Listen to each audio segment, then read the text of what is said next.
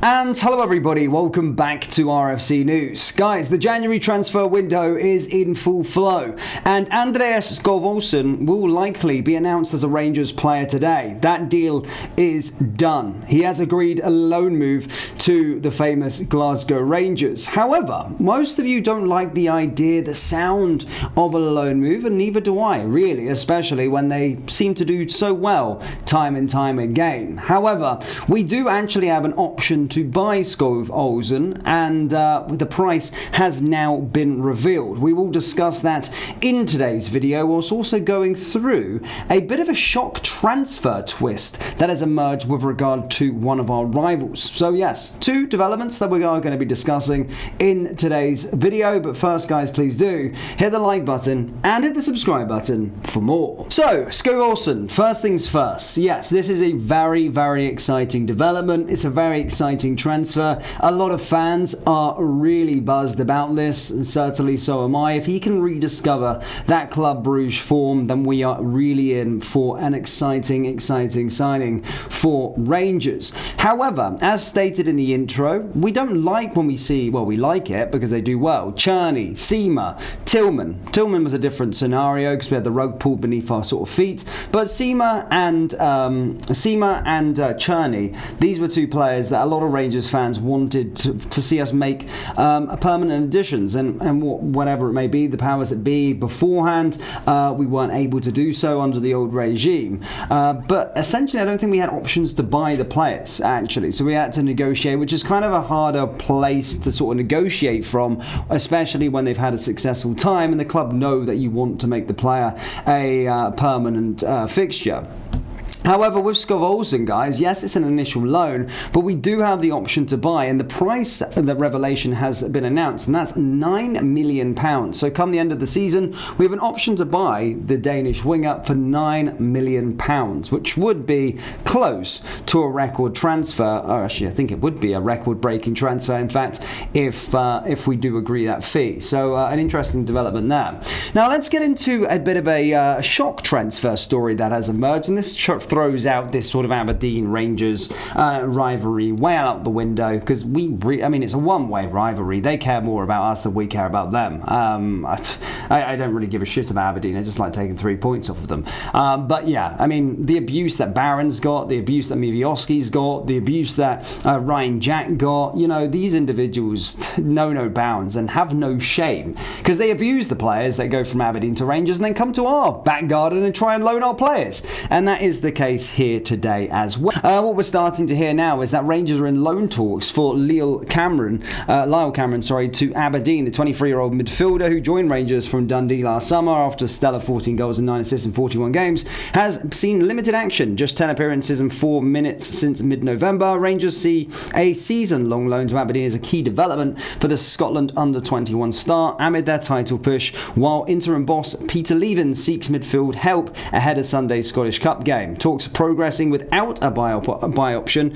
drawing support from Rangers fans for its growth, but mixed reactions from Aberdeen supporters wary of the summer snub. So yes, as you can see, Rangers fans taking good mockery in this. Aberdeen fans effing despise Mivioski, Barron and Jack, but are coming in for Rangers. If Lyall Cameron goes there on loan, I hope he absolutely strolls it, and if he went permanently, I'd wish him well. That's the difference, without a doubt, the most forced rivalry in world football. I suppose it's a smart time to use the weak clubs to develop players who aren't getting game time. Exactly. So Lyall Cameron does seem as though he's going to be going out on loan. Which is certainly an interesting one. A lot of you guys will have your sort of reservations about letting such a young player go, but I think it's just a sort of straight loan till the end of the season, which is important to go out there and get game time.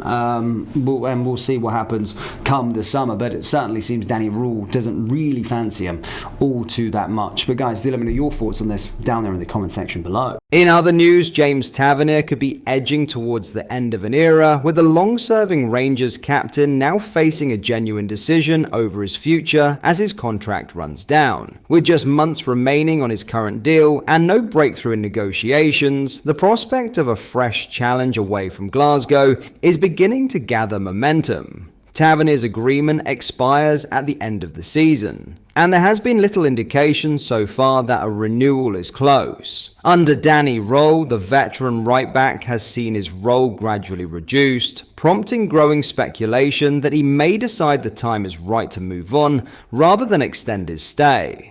After nearly a decade of service, the situation increasingly feels like one where all parties may accept that change is inevitable. Tavernier has been an exceptional servant, racking up an extraordinary 550 appearances. Few fullbacks in the modern era can match his output, and his attacking contribution has been nothing short of remarkable. Across his spell, he has scored 138 goals and provided 146 assists, numbers more commonly associated with elite forwards than defenders.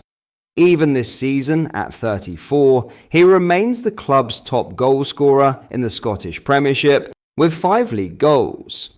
In total this campaign, Tavernier has featured 37 times, scoring 8 goals and registering 4 assists, while clocking up 2,707 minutes. On paper, those figures still stack up well. However, performances have not always reached the consistently high standards he previously set, and there is a growing sense that he may now be approaching the limits of his effectiveness at the top level. That context has inevitably fueled transfer talk. According to a report dated 15th January, Panathinaikos are monitoring Tavernier's situation closely and are weighing up a pre-contract offer for the defender, who would be free to negotiate with overseas clubs given the final 6 months of his deal. The Greek side are managed by Rafael Benitez, a coach with extensive Premier League experience, and the move would present Tavernier with a very different challenge at this stage of his career.